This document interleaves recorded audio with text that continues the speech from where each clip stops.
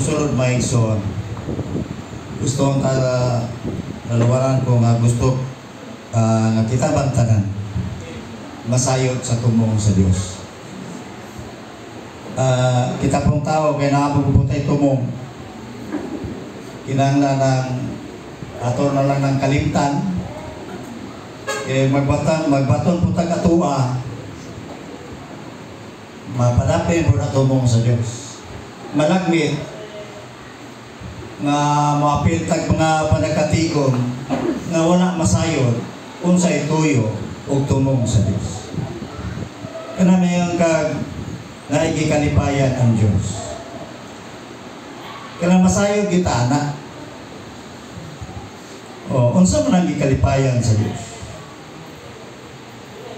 Sa Episo, naipulong niya sa English nga according to the good pleasure of His will.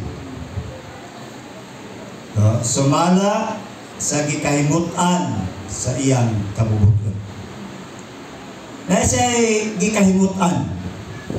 Kaya kining basahon sa Episo, kay nagsugod ni siya na basahon sa nilabayng eternidad.